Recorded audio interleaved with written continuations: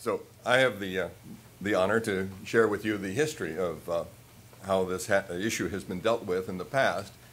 Dental amalgam was introduced in 1833 by the Crawcour brothers. Mercury silver amalgam fillings, they deceptively called them Royal Mineral Secundum because they didn't want the public to know that they were putting mercury in their teeth. In 1845, the American Society of Dental Surgeons forbade their members from using what they called poison metal fillings, made them sign a pledge. A number of them got kicked out of that society in 1848 for using mercury fillings. And because of loss of membership, the American Society of Dental Surgeons disbanded in 1856. And a new organization sprang up in its place that declared dental amalgam perfectly safe. And they changed the name from Royal Mineral Secundum to silver amalgam, a filling material still used today, and the deception continues to this day. In 1926, a famous German scientist, Alfred Stock, measured mercury in his own exhaled breath from set dental amalgam and documented harm to his memory from inhaling mercury. In 1931, the American Dental Association convened a committee of dentists like this one who decided that Dr. Stock was probably a Nazi and that his research was terribly flawed and he had not studied the kind of amalgam that was used in America at that time. And that silenced the debate for another 50 years. How do we respond to issues that conflict with our favorite material? Is that we denigrate the research. We change the subject to something like allergy. We set unreasonable benchmark standards such as proof of causation and then use biased reviews and experts to limit the discussion and not debate dose. In 1957, a Swedish dentist student placed radioactive mercury-203 in 7 patients and demonstrated exposure. He conducted no experiments to determine safety, and he concluded that it was safe.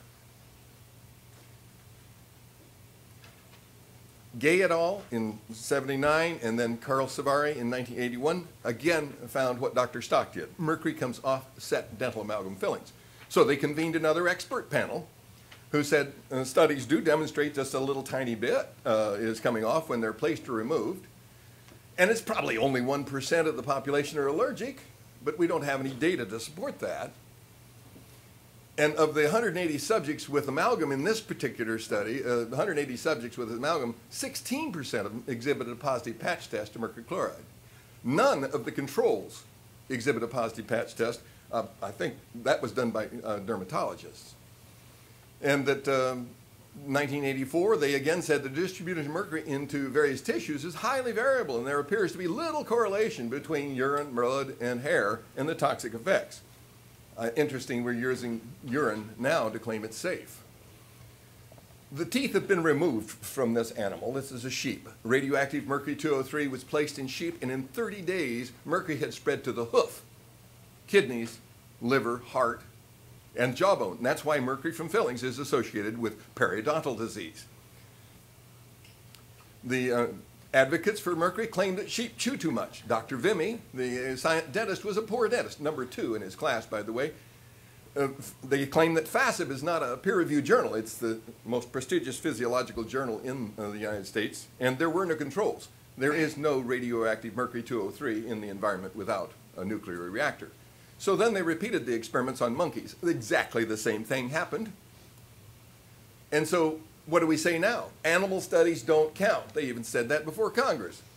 We prefer poorly designed and highly unethical prospective studies of children, trials looking for brain damage. Let's sign your children up for that. That is unethical. Mercury in dental amalgams chemically binds with the alloy and results in an inert substance. Amalgam is merely a mixture of metals that form weak intermetallic compounds. And this is how Germany reviewed this. They had a whole week of scientists presenting papers and peer-reviewed papers, and that's one of them. If mercury is emitted from amalgams, it's only a little tiny bit. Only the bartender talks about a little tiny bit. 32 amalgams, an average load, scarring Enquist. You know, a little teeny bit of data will destroy all your theories and estimates. So when you measure the stool of somebody with 32 surfaces, you find 263 micrograms coming out. Gee, doesn't that kind of blow a hole in our reasonable estimates? 50% of the mercury in amalgam has been found to vaporize after 5 years. Where do it go? I wonder what happened to it. Maybe people breathed out. Here's an amalgam that's 25 years old that Jarl Plevia touched with an instrument and then took a scanning electron micrograph. Those are droplets of mercury on the surface of an amalgam that's 25 years old. In laboratory and test tube studies with just 10 mLs of water, put an amalgam in there and you get 43 micrograms out every day for 2 years. And that's with no stimulation whatsoever. So what are we going to do with that data? Let's refuse to consider laboratory studies, nor has the FDA set a performance standard based on the amount of mercury released from the various brands. Did you know there's a wide variation in the amount of mercury released from various brands? The more copper you put in it, the more it leaks out. Dr. Stock used copper amalgam in his own mouth, or had copper amalgam, and what's our new thing in dentistry? Dispersalloy, high copper alloys. How much leaks out of them? We don't know. Small amounts of mercury emitted from amalgam are not bioavailable, but they don't want to discuss the dose. The amount of mercury in human brain tissue at the time of death is proportional to the number of amalgam fillings in the mouth. So what do you mean not bioavailable? It accumulates in critical organs. To this day, other fillings are so costly that poor people will go without care and lose their teeth. That's called fear-mongering. Here's a study of the atraumatic restoration, and what they concluded was, in the permanent dentition, the longevity of the atraumatic restoration is equal to or greater than the equivalent amalgam restoration. Many countries don't use it at all. So let's stop the fear-mongering. We have ways to fix teeth without mercury. Mercury from amalgams has not been proven to cause any specific medical disorder. I'm sorry, that's not a requirement.